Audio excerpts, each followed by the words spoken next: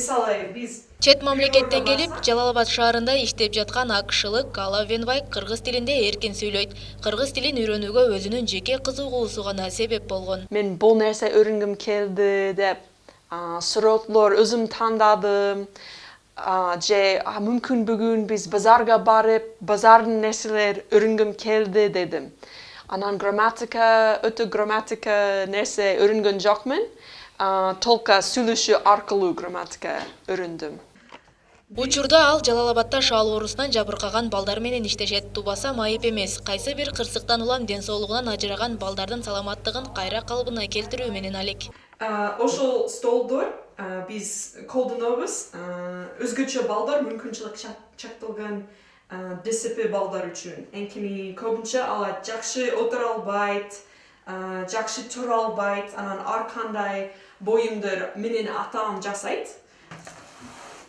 Кыргыз тилине кызыгып ушул тилде сүйлөйм деген чет элдик жарандар көп эмес. Алардын бири нидерландылык Елена. Тил үйрөнүп баштаганына эми гана 4 айдын жүзү болду. Азырынча так сүйлөй албаса да күнүнө 2 саат убактысын кыргызча окууга арнайт.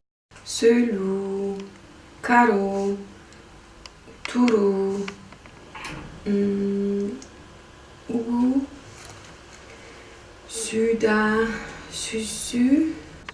Чет элдиктердин кыргызча үйрөнүшүнө Кыргызстанда иштеп калышы себеп эмес. Жергиликтүү эл менен баарлашып жүрүп кыргыз тилин билип калды дегенден да алыс болуу керек. Котормочулардын айтымында чет өлкөлүктөр кыргыз тилин үйрөнүү үчүн каражатын жана убактысын коротушат. Жомоктор аркылуу, өзүнүн кылып аткан күнүмдүк иштери аркылуу ушундай кылып практика кылабыз көбүнчө. Канча адамга үйрөттүңүз? Ондой чет элдиктерге азыр бир адам бар, бир эже бар. Ошол менен заниматься этип атабыз. Алар көбүнчө мен чоң эжелерге үйрөттүм. Где-то 40 менен 50 жашка чейин. Анан бир жолу 5 жашка үйрөткөм. 5 жаш балага. Өзгө эл, өзгө журттун адамдары кыргыз тилин баалап, ушул тилде баарлашып жатышат. Алардын кыргыз тилинде сүйлөгөнү баары үчүн жагымдуу.